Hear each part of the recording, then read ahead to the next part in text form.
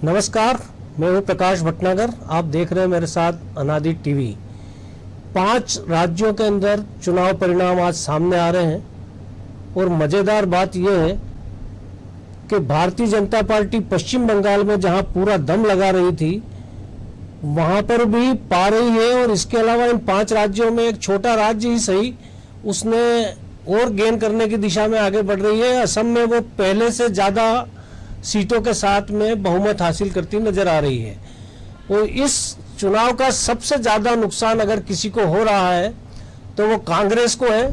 पश्चिम बंगाल में वामपंथियों को भी पांव रखने की जगह नहीं मिली है, लेकिन वो खुश हो सकते हैं कि केरल में वो बहुत अच्छे तरह से अपनी वापसी कर रहे हैं। देश का एक इकलौता राज्य जहां वामपंथी सरकार बची है वो है केरल, और केरल में परंपरा को तोड़ते हुए कम्युनिस्ट पार्टी वापसी कर रही है, ये एक बड़ी बात है।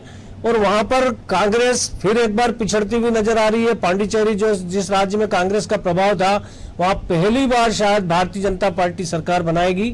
और पश्चिम बंगाल में भारतीय जनता पार्टी सरकार तो नहीं बना पाई है, लेकिन इस बार उसने विपक्ष की जमीन पे कब्जा कर लिया है। वहां पर कम्युनिस्टों को और कांग्रेस को कुछ भी हासिल नहीं हो पा रहा है। नंदीग्राम में जरूर ममता बनर्जी बीजेपी के उम्मीदवार से पीछे चल रही है, ये एक चौंकाने वाली बात है। लेकिन वो शुभेंदु अधिकारी का ही प्रभाव क्षेत्र माना जाता था नंदीग्राम को, क्योंकि वो नंदीग्राम में ममता बनर्जी के खास रहे थे शुभेंदु अधिकारी, जो इस समय भारतीय जनता पार्टी के उम्मीदवार हैं। और ये एक बड़ी खबर है कि नंदीग्राम से बीजेपी के शुभेंदु अधिकारी आगे चल रहे हैं। ममता 6वें राउंड में भी पीछे है, और ममता बनर्जी का पीछे होने का अंतर करीब 7,000 वोटों का है। 6वें राउंड में भी ममता बनर्जी पीछे हैं। लगातार बीच के अंदर उन्होंने थोड़ा सा कवर किया था, लेकिन एक बार फिर वो पीछे चले गई हैं। शुभेंदु अधिकारी जो कि जिनका के प्रभाव क्षेत्र है नंदीग्राम, वो अपना प्रभाव साबित करने में। एक और बड़ी खबर, दमोह चुनाव में 4थे राउंड का रुझान सामने आ रहा है। कांग्रेस के अजय टंडन 2607 वोटों से आगे हो गए हैं। ये बहुत ही वैसा परिणाम सामने आ रहा। लगातार उनकी बढ़त बनी हुई है और वो बढ़ती जा रही है। हर राउंड में अजय टंडन की लीड बढ़ती जा रही है, एक भी लगातार पहले, दूसरे, तीसरे, और ये 4था राउंड आ गया। 4थे राउंड में उनकी लीड 2000 से ज्यादा हो गई है। हर राउंड में वो 500, 700, 800 वोट आगे ले रहे हैं, बढ़त ले रहे हैं, लेकिन अभी तक एक भी राउंड में वो पीछे नहीं हुए हैं। लगता है दमोह के अंदर भारतीय जनता पार्टी को मात खाना पड़ सकती है। हालांकि अभी 26 वोटों का कौन जुड़ गया। अब रजनीश अग्रवाल, भारतीय जनता पार्टी के प्रदेश मंत्री और वरिष्ठ पत्रकार ऋषि पांडे हमारे साथ जुड़ गए हैं। पांडे जी नमस्कार, स्वागत है। रजनीश जी आपका भी स्वागत है। जी नमस्कार। पांडे जी कैसे देखते हैं इन चुनाव परिणामों को, जो अभी रुझान सामने आ रहे हैं उनको आप किस नजरिए से देख रहे हैं? प्रकाश जी, अब इसको अपन रुझान कम मानेंगे, क्योंकि अभी एक बहुत अधिकांश सीटों पर एक निर्णायक बढ़त की ओर जो भी कैंडिडेट है बढ़ जाते हैं। जो अब अभी इस समय 12 से ऊपर बच गई है। 4 घंटे हो गए चुनाव की काउंटिंग को। बहुत कम सीटें होती हैं जो कि 4 घंटे के चुनाव परिणाम के बाद थोड़ा बहुत चेंजेस होता है। लेकिन जो बढ़त में खासकर जो 5 राज्यों में जो सबसे महत्वपूर्ण राज्य था पश्चिम बंगाल, जिस पर बीजेपी ने अपना पूरा फोकस लगा रखा था। बीजेपी सन 2016 से वहां पर अपने आप को मजबूत किए हुए थी, और आरएसएस की जो एक चुनावी तैयारियां हैं, जो जमावट है, उसके हिसाब से भाजपा ने वहां पूरी तैयारी की थी। उसके परिणाम उनको लोकसभा चुनाव में अच्छे भी देखने को मिले थे। और तमाम कोशिशों के बावजूद पूरी टीएमसी को बीजेपी ने अपने पाले में करने के बाद भी जो अभी जो टैली आ रही है, जो मैं समाचार चैनलों पे देख रहा हूँ, तो बीजेपी प्लस जो है 83 सीट पे टीएमसी 206 पर है। जबकि होना उल्टा था बीजेपी की तैयारी के हिसाब से। बीजेपी के जो बड़े नेता हैं उनके जो नारे थे 200 प्लस के, उसके हिसाब से ममता बनर्जी 206 पे चली गई है। हालांकि एक चौंकाने वाली बात जरूर है कि नंदीग्राम से ममता बनर्जी खुद पीछे चल रही। लेकिन जो पश्चिम बंगाल के जो जानकार लोग हैं, जो पत्रकार उसको कवर कर रहे हैं, उनके मुताबिक अभी वो वाले एरिया नहीं खुले हैं जो ममता बनर्जी के हैं। ऐसा ये अक्सर होता है, हम भी चुनाव सालों साल से कवर कर रहे हैं। जी, जी। ये चुनाव, ये जो 5-7 हजार की जो लीड होती है वो कई बार चेंज हो जाती है। और ये नंदीग्राम के मामले में वहां के जानकार लोग बता रहे हैं, जो मुस्लिम बेल्ट है, जो ममता बनर्जी के पूरी तरह साथ था, वो वाला पूरे बेल्ट के अभी तक ईवीएम खुली नहीं है। तो वहां के जब रिजल्ट आएंगे हो सकता है चेंज भी हो जाए, तो कुछ भी नहीं कह सकते। लेकिन हाँ, अभी जिस स्थिति में टीएमसी जो 206 दिख रही है और बीजेपी 83 पे दिख रही है, उसके हिसाब से बीजेपी के लिए एक झटका है और टीएमसी को एक बहुत बड़ा, इससे राष्ट्रीय राजनीति में भी प्रकाश जी फर्क पड़ेगा। और सबसे इंटरेस्टिंग है वहां पे कांग्रेस और कम्युनिस्टों का जो जिस तरीके से सफाया दिख रहा है, बढ़त में कुल 1 सीट है कांग्रेस प्लस की, वो भी कम्युनिस्ट की है। कांग्रेस का वहां पे कोई नाम लेवा नहीं बचा है। कांग्रेस को थोड़ा सा जो लाभ है वो तमिलनाडु में जो डीएमके के साथ उसका गठबंधन है वहां पर उसको मिल रहा है। बाकी आसाम में जरूर बीजेपी आगे चल रही है, पांडुचेरी में बीजेपी आगे चल रही है, और केरल में कम्युनिस्टों का जो गठबंधन था वहां भी बड़ा आश्चर्यचकित हुआ कि वहां भी कभी भी कोई भी गठबंधन रिपीट नहीं होता है। तो जो एनडीए थे उसको पहली बार, दूसरी बार सत्ता का मौका मिल रहा है, कांग्रेस वहां भी पिछड़ गई है। कुल मिला के जो हम परिणाम देख रहे हैं, ये भारत की राजनीति के लिए एक टर्निंग पॉइंट साबित हो सकते हैं। देखिए, सबसे बड़ी बात रजनीश जी, एक सवाल कि क्या भारतीय जनता पार्टी कांग्रेस और कम्युनिस्टों की जमीन पर कब्जा करके खुश हो जाएगी पश्चिम बंगाल में? रजनीश जी आप मेरी आवाज सुन रहे हैं? रजनीश जी से संपर्क नहीं हो रहा। पांडे जी, इसी सवाल का जवाब मैं आपसे चाहूंगा कि वहां पे कम्युनिस्ट और कांग्रेस खास करके देश भर में भारतीय जनता पार्टी की अभी भी मुख्य प्रतिद्वंदी है। पश्चिम बंगाल में कांग्रेस का जिस तरह से सफाया हुआ है, क्या आपको लगता है कि भारतीय जनता पार्टी भविष्य के लिए वहां पे अपनी आधार मजबूत कर लेगी? इस चुनाव के अंदर सत्ता में भले ना आ पाई, लेकिन कम से कम उसने विपक्ष की जमीन पे कब्जा कर लिया है। नहीं, निश्चित तौर पे विपक्ष की जमीन पे कब्जा कर लिया, लेकिन प्रकाश जी, ये जो लड़ाई बीजेपी ने 2016 से जो लड़ रही है बीजेपी, उसका उद्देश्य विपक्ष में आना कदापि नहीं था। और जो सरकार परिवर्तन की बात थी, क्योंकि ममता बनर्जी 2 टर्म से वहां पे चीफ मिनिस्टर का चुनाव जीतेगी, 3rd टर्म हो जाएगा, और फिर किसी को मजबूत, किसी को हटाना लगभग नामुमकिन सा हो जाता है। तो इसलिए कांग्रेस यदि इसमें कांग्रेस और कम्युनिस्टों के आधार पर बीजेपी यदि वहां पर अपने जड़ जमा रही है, तो बीजेपी को सोचना पड़ेगा इस सब विषयों को, कि वो इतनी मेहनत, इतना धन बल, इतना जनबल, इतने नेता, इतने मुख्यमंत्री, प्रधानमंत्री, गृह मंत्री सबको लगाने के बाद यदि यही परिणाम आए तो। लेकिन पांडे जी, कांग्रेस को अब क्या सोचना चाहिए? कांग्रेस का जो लीडरशिप है, कांग्रेस का जो नेतृत्व है, इन 5 राज्यों के चुनाव ने साबित कर दिया है कि वो लगभग असफल है, क्योंकि तमिलनाडु में उसे जो कुछ भी मिल रहा है उसमें उसका कोई योगदान ज्यादा नहीं है। वो जो कुछ है सो डीएमके का है, कि वहां पे डीएम के कारण ही उसको कोई फायदा हो रहा है। लेकिन बाकी राज्यों में राहुल गांधी, प्रियंका गांधी दोनों ने पूरा जोर लगाया था, और ममता बनर्जी ने जिस तरह से पश्चिम बंगाल में तीसरी बार वापसी की है, तो क्या कांग्रेस को अब विचार करना चाहिए कि जो लोग कांग्रेस से हटे थे, कांग्रेस उन्हें वापस लाए और अपना नेतृत्व उन लोगों को सौंपे जिनका जनाधार है?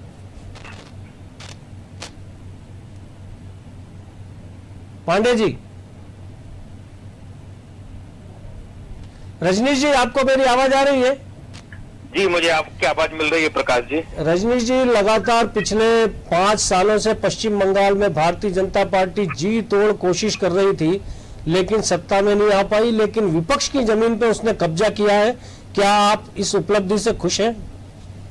देखिए, उपलब्धि तो बड़ी उपलब्धि है। निश्चित तौर पर हम सत्ता के करीब अभी नहीं दिख रहे हैं, लेकिन वो पश्चिम बंगाल जो भारतीय जनता पार्टी के लिए असंभव बताया जाता था, वो पश्चिम बंगाल जहां हमारे इकाई में मात्र विधायक पिछली विधानसभा में जीत कर आए थे, वो पश्चिम बंगाल जहां हमारा दहाई में भी वोट बैंक होना बड़ी उपलब्धि माना जाता था, आज हम ट्रिपल डिजिट में अपने विधायकों को जीत कर ला रहे हैं।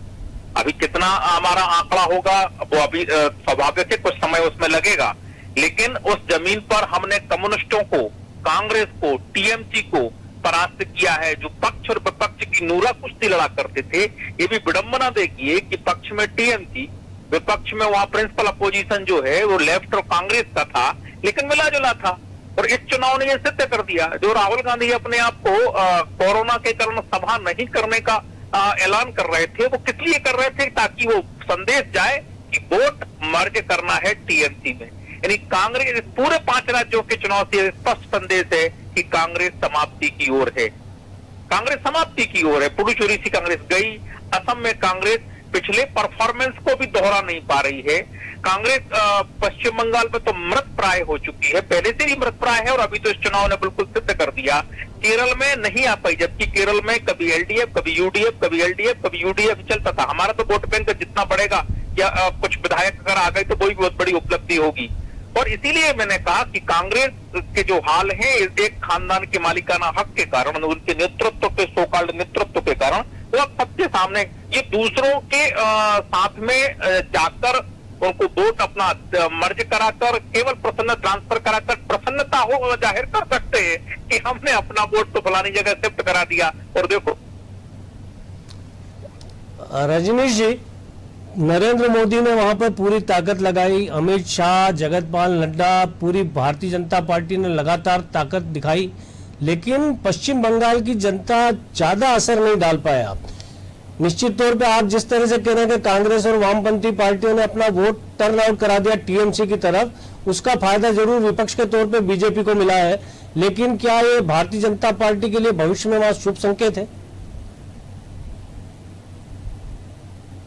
हेलो पांडे जी, आवाज आ रही है आपकी? जी जी आ रही प्रकाश जी। पांडे जी, मैंने सवाल ये पूछा था आपसे कि अब जब कांग्रेस का जो राष्ट्रीय नेतृत्व है, जिसमें राहुल गांधी, प्रियंका गांधी, उन्होंने असम में, केरल में, पांडिचेरी में सब जो जोर लगा के प्रचार किया, लेकिन ये साबित हो गया कि अब वो वोट दिलाने में सक्षम नहीं रहे और ममता बनर्जी तीसरी बार लगातार सत्ता में आ रही है। तो जो लोग कांग्रेस छोड़ के चले गए थे, क्या कांग्रेस के नेताओं का उन्हें वापस लाके पार्टी का नेतृत्व सौंपना चाहिए? और ये भी प्रकाश जी इसमें देखना पड़ेगा, क्या वो लोग कांग्रेस में लौटना चाहेंगे? निश्चित तौर पर राष्ट्रीय राजनीति में अगर ममता बनर्जी को कांग्रेस अपना नेतृत्व सौंपे, क्योंकि गांधी परिवार का चमत्कार तो खत्म होता जा रहा है। पांडे जी, देखिए बंगाल की जो पूरी राजनीतिक की स्थिति है प्रकाश जी, वो बहुत भिन्न है। वहां पर ममता बनर्जी की जो शुरुआत है, ममता बनर्जी का जो उदय है, वो कम्युनिस्ट पार्टी के विरोध से हुआ है। कांग्रेस उसी कम्युनिस्ट पार्टी के साथ मिलकर चुनाव लड़ती रही। कांग्रेस से उनके छोड़ने का जो आधार कारण था, वो भी कांग्रेस का कम्युनिस्टों के प्रति जो सॉफ्ट कॉर्नर था, हो रहा है। अब यदि कांग्रेस में उनके साथ मिलकर और कांग्रेस में शून्य हो गई है, ममता बनर्जी अब राष्ट्रीय राजनीति में यदि कल को एंटी बीजेपी कोई लहर बनती है, तो ममता बनर्जी अपने आप को स्टेब्लिश करेगी as a prime minister candidate के लिए, जो आज से कुछ समय पहले नीतीश कुमार के लिए सोचा जाता था। कि चीन चुनाव परिणामों के बाद ममता बनर्जी अपने आप को बहुत मजबूत महसूस करेगी। मुझे नहीं लगता है कि ममता बनर्जी कांग्रेस के साथ जाएगी, जिसकी खुद की हालत पूरे देश में खराब हो रही है।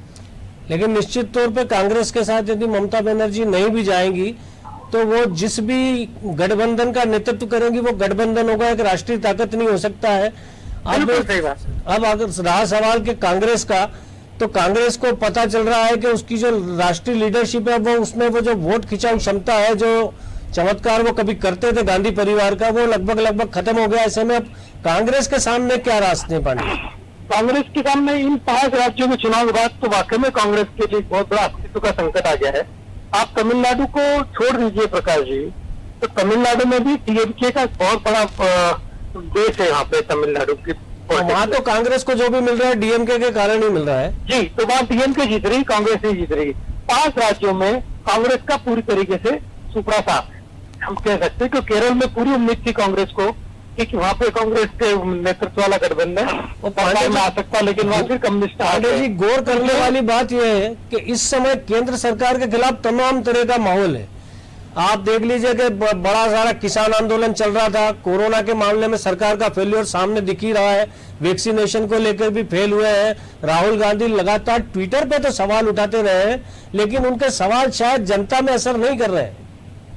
बिल्कुल आप सही कह रहे हैं, लेकिन आप दूसरी चीज पे गौर करें भटनागर जी, तो अभी भी जो रीजनलिज्म जो है, जो हम देखेंगे राज्यों में, अधिकांश राज्यों में फिर बीजेपी से वो सारे राज्य छूट रहे हैं, और वो जहां जहां जिसकी सरकार थी वहां पे वही लोग काबिज हो रहे हैं। बंगाल उसका उदाहरण है। केरल उसका उदाहरण है, तमिलनाडु उसका उदाहरण है, और पुडुचेरी में जरूर एनडीए जीती है और असम में बीजेपी ने रिपीट मारा है। लेकिन आप ये देखें कि बंगाल सबसे महत्वपूर्ण था। इन 5 राज्यों में जो भी कुछ था, अमित शाह की पूरी जो किलेबंदी थी, मोदी जी जिस तरीके से चुनाव में उन्होंने एक नैरेटिव सेट किया था, प्लस आप देखेंगे सारे मुख्यमंत्रियों की ड्यूटी थी, कई केंद्रीय मंत्री, कई बीजेपी ने अपना पूरा केडर लगा दिया था, आरएसएस पर पूरा केडर लगा दिया था।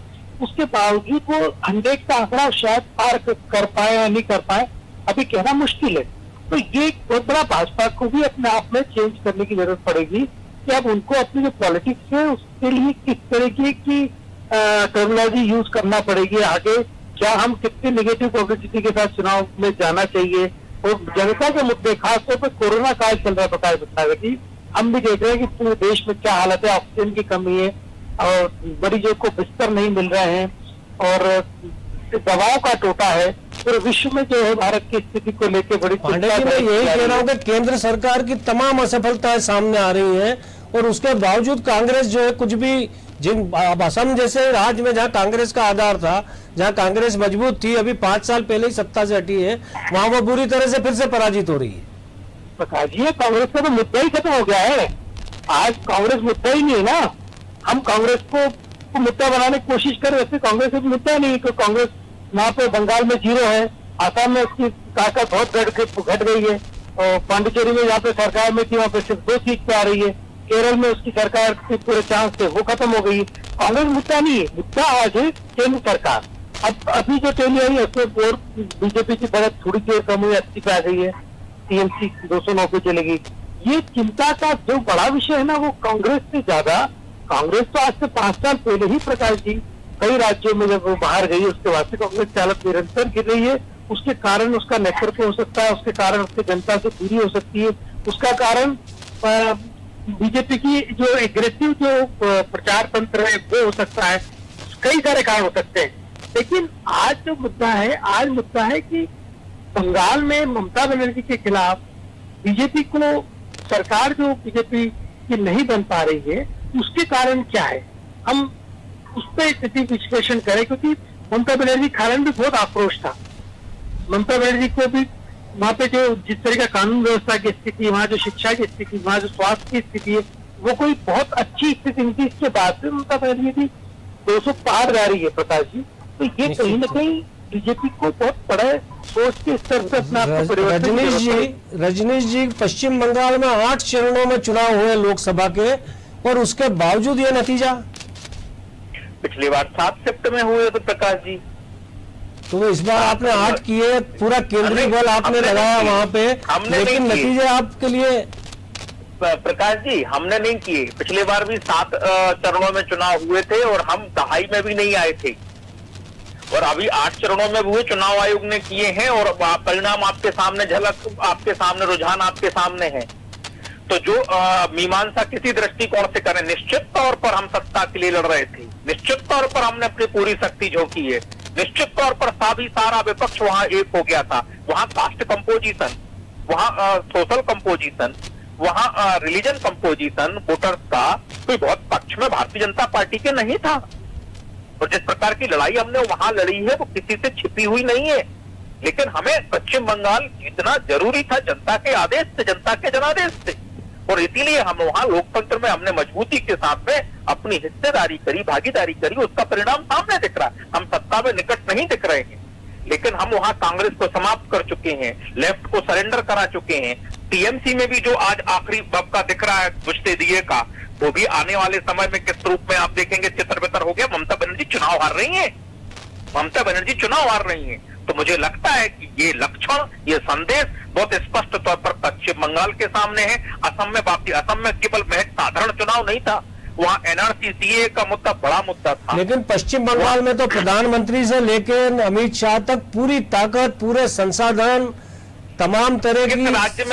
किस राज्य में हमने नहीं लगाते हम भाजपा को? तो आप तो चुनाव लड़ने की मशीन हो गई। भारतीय जनता पार्टी तो वाकई में चुनाव लड़ने की मशीन है।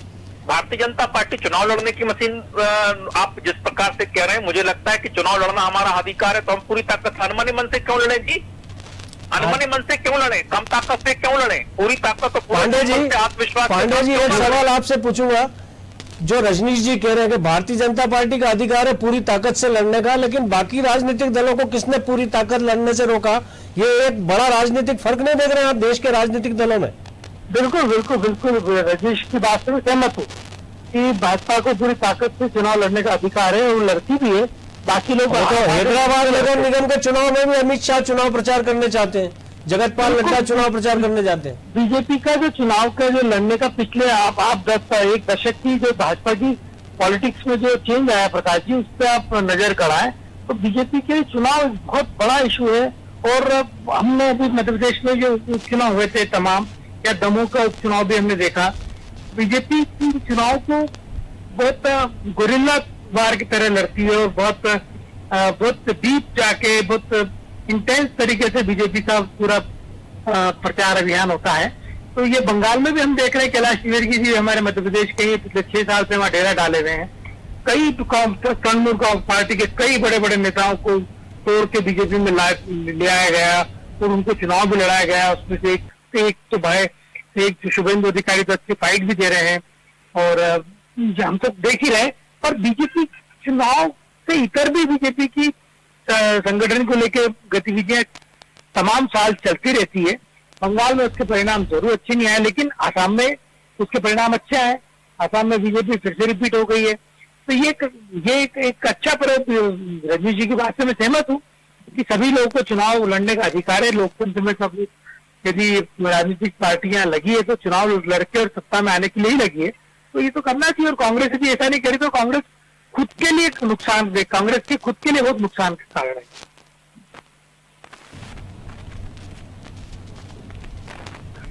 रजनीश जी, जो विश्लेषण अभी पांडे जी ने किया, आप उसके कितना सहमत है?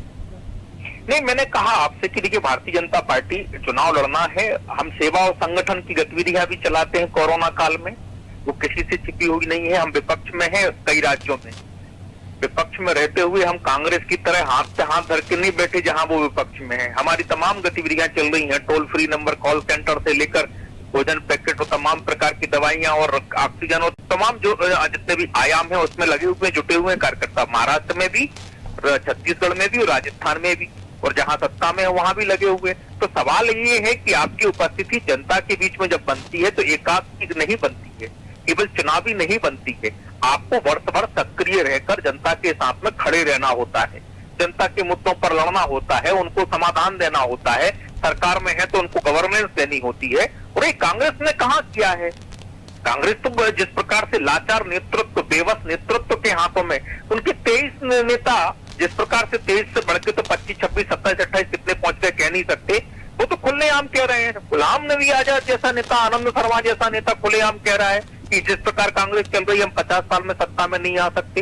ये मालिक परिवार है, पूरा हक समझता है और बपोती समझता है देश को अपनी। ये देश तो मेरा अपने हिसाब से चलना चाहिए। जो विदेश की भाषा यहाँ बोलता है, जो दुनिया के लेफ्ट लिबरल के प्रवक्ता इनका नेता बनता है, जो जिस प्रकार की अराजकता फैलता है वैक्सीनेशन को लेकर हो, तमाम प्रकार के दूसरे कोरोना को लेकर हो, वो जनता द्वारा नकारा ही जाएगा। हाँ, कुछ उनका कमिटेड वोटर होगा, वो भले ही शिफ्ट करा के आप किसी को तात्कालिक जीत प्राप्त करने की ओर बढ़ जाएं, लेकिन आपका दीर्घकालिक तो संपट स्वाहा है। आपका कहीं किसी प्रकार का जनाधान नहीं है। मैंने कहा आपसे पिछले बार बात पूरी नहीं हो पाई कि नागरिकता संशोधन कानून एनआर। रजनीश जी का संपर्क फिर शायद कट गया है। पांडे जी आप हैं? पांडे जी, आपको आवाज सुनाई दे रही है? हाँ, सुनाई दे रही। रजनीश जी ने जो बोला वो आपने सुना? जी जी जी। क्या कहेंगे आप? रजनीश जी एकदम बहुत राष्ट्रीय परिप्रेक्ष्य में चले गए थे, बहुत बृहद उसमें चले गए थे। वो आसाम के मुद्दे भी उसमें उन्होंने शामिल कर लिए, तमाम मुद्दे शामिल कर लीजिए। और मूल प्रश्न जिससे बीजेपी के तमाम नेता प्रकाश जी थोड़ा सा विचलित हो रहे हैं, क्योंकि सबको उम्मीद थी बंगाल में कुछ बहुत अच्छा होने की, ऐसा हो नहीं पाया। और पहली उससे जो बढ़त टीएमसी ने बनाई वो अभी तक जारी है। और बीजेपी के कई सारे बड़े नेता जो हैं, जो चुनाव जो मंत्री थे केंद्र में, या जो लोग जिनके सांसद थे, इन्होंने इस्तीफा दे दे के विधानसभा चुनाव लड़े, लगभग सभी लोग छड़ रहे हैं। तो बीजेपी को के नेता भी इन सब चीजों से पांडे बच रहे जी, हैं। इस चीज से एक बात और समझ में आती है कि भारतीय जनता पार्टी के पास वाकई में पश्चिम बंगाल में लीडरशिप नहीं थी। बिल्कुल एक सेकंड में, और आपको रोकूंगा, एक बड़ी खबर आ रही है। जी दमोह उपचुनाव की मतगणना जारी है।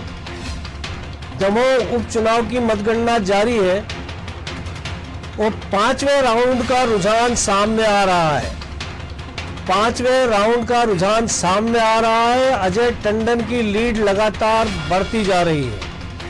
अजय टंडन इस समय 2600 से ज्यादा वोटों से आगे हो चुके हैं। राहुल लोधी जो कांग्रेस छोड़कर भारतीय जनता पार्टी में आए, भारतीय जनता पार्टी से चुनाव लड़ रहे थे, भारतीय जनता पार्टी ने पूरी ताकत लगाई थी, लेकिन राहुल लोधी वहां लगातार पिछड़ते नजर आ रहे हैं। बीजेपी प्रत्याशी राहुल लोधी अब मतगणना स्थल पर अब पहुंचे हैं जब वो संकट में दिखाई दे रहे हैं। लगभग 2500-2600 से ज्यादा वोटों की लीड अब छठवें राउंड में 2012 वोटों से उनकी लीड रह गई है। यानी कि कुछ वोट अब राहुल लोधी ने कवर किए हैं और मुझे लगता है कि राहुल लोधी यदि अब मतगणना स्थल पर पहुंचे हैं तो शायद भारतीय जनता पार्टी के उम्मीदवार को आशा है कि अब परिदृश्य बदलेगा। तो 5वें राउंड में भी वो 2000 वोटों से अभी पीछे हैं। जो 2600 की लीड थी वो घटकर 2000 पर आ गई है। हाँ पांडे जी। देखिए, दमोह का जहाँ तक सवाल है प्रकाश जी, दमोह का चुनाव परिणाम ये का अंतर है, 5-1 हजार में ही रिजल्ट आएगा, जिसका भी आएगा, जिस पक्ष में नेक टू नेक जाएगा, क्योंकि बहुत ही क्लोज फाइट थी और बहुत सारे मुद्दे उसमें काम कर रहे थे। एक जातिगत मुद्दा बहुत बड़ा था और लंबे समय से अजय टंडन भी वहाँ के लोकल कैंडिडेट हैं, कांग्रेस के एक बहुत दमदार परिवार से आते हैं, प्रभुदयाल टंडन के सुपुत्र हैं और उनका भी बहुत आधार है। और बीजेपी में एक बहुत बड़ा तबका राहुल लोधी को फिर से टिकट दिए जाने से बहुत नाराज चल रहा था, उसने भी काम नहीं किया होगा। निश्चित तौर पे तो बहुत मुश्किल है, दमों की में भी फाइट बहुत टफ फाइट हम मान सकते हैं, लेकिन और इसका कोई बहुत बड़ा, इस परिणाम का कोई बहुत बड़ा फर्क इम्पैक्ट नहीं है, सरकार पे इम्पैक्ट नहीं है, कोई इम्पैक्ट नहीं पड़ना है। तो इसलिए चूंकि चुनाव जीतना है, जैसा कि अभी आप बीजेपी चुनाव, इनका मध्य प्रदेश में इससे कांग्रेस का मनोबल बढ़ सकता है पांडे जी।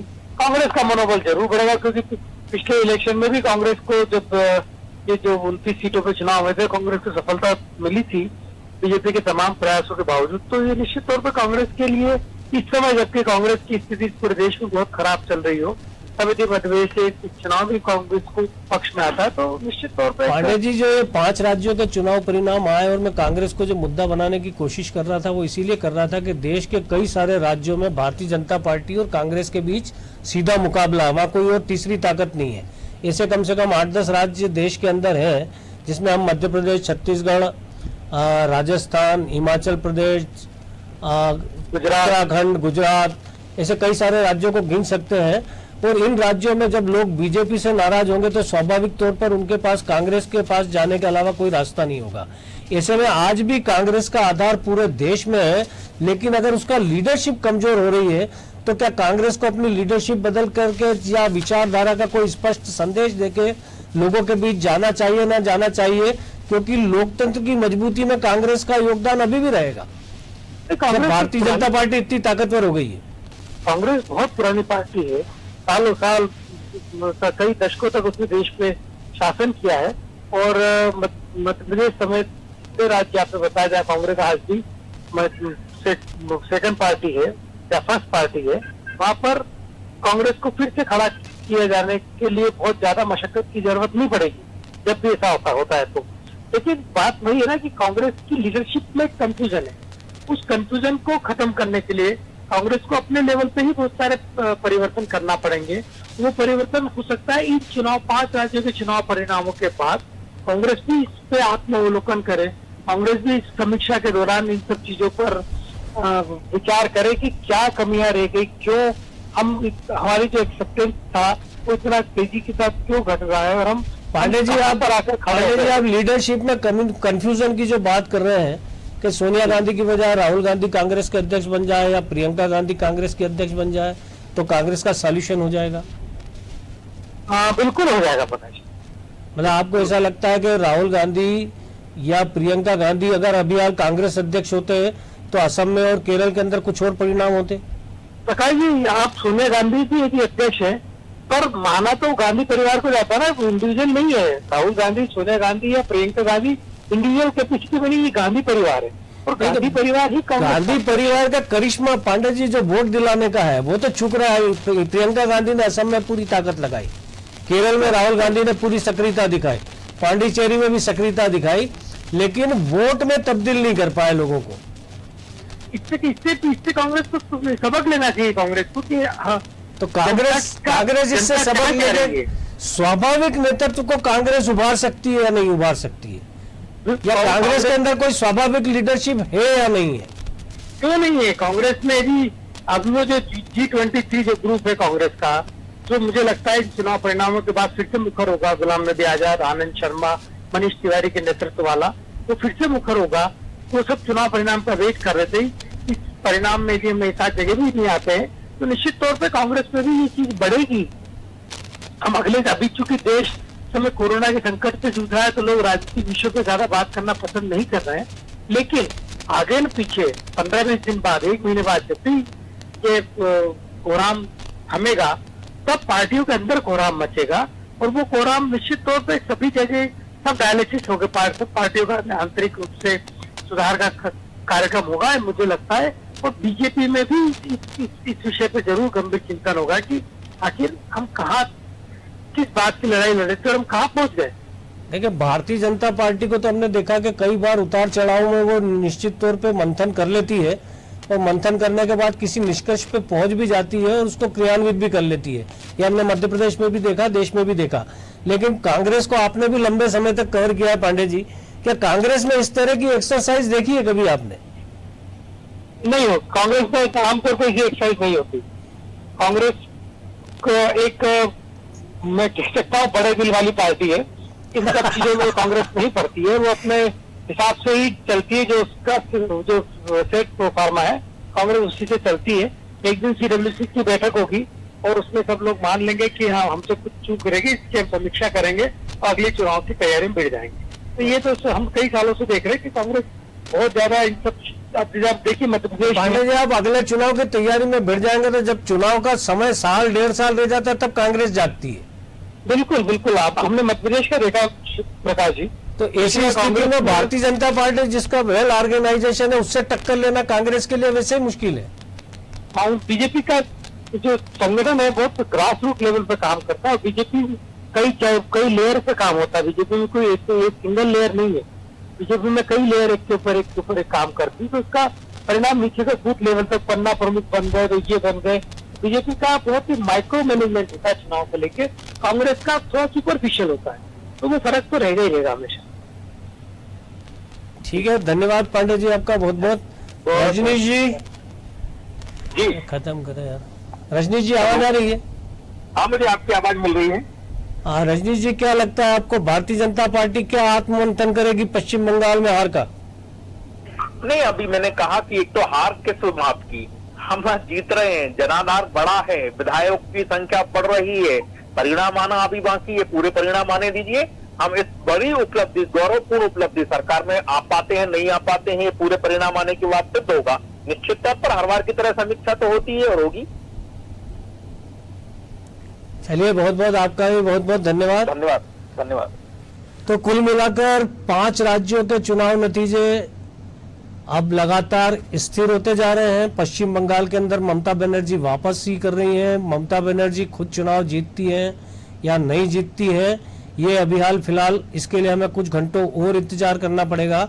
लेकिन इसके बावजूद ममता बनर्जी तीसरी बार पश्चिम बंगाल के मुख्यमंत्री पद की शपथ निश्चित तौर पे लेंगी, क्योंकि उनका भी पश्चिम बंगाल में टीएमसी के पास और कोई विकल्प नहीं है। तो मुझे लगता है कि पश्चिम बंगाल में ममता बनर्जी हार के भी सरकार में वापस आ जाएंगी और उनकी पार्टी बहुत अच्छे बहुमत के साथ में वापसी करती नजर आ रही है। असम के अंदर हम देखेंगे तो असम के अंदर आप देखिए कि भारतीय जनता पार्टी ने पिछली बार से ज्यादा ताकत हासिल की है। पश्चिम बंगाल में भी कई सारा विरोधाभासी माहौल था, उसके बावजूद भारतीय जनता पार्टी अपनी इस सफलता को मतलब उल्लेखनीय मान सकती है। पांडिचेरी में पहली बार भारतीय जनता पार्टी की गठबंधन की सरकार बनेगी, यह कांग्रेस के लिए वहां पे भी एक बड़ा झटका साबित होगा। तमिलनाडु का रिजल्ट, तमिलनाडु के अंदर डीएमके इस बार सरकार में आ रही है और अन्ना द्रुमक की बहुत खराब स्थिति की हम कल्पना कर रहे थे, लेकिन फिर भी अन्ना द्रुमक की ठीक ठाक स्थिति तमिलनाडु में रहेगी। एक मजबूत विपक्ष के तौर पर अन्ना डीएमके वहां पर काम कर सकती है। नमस्कार।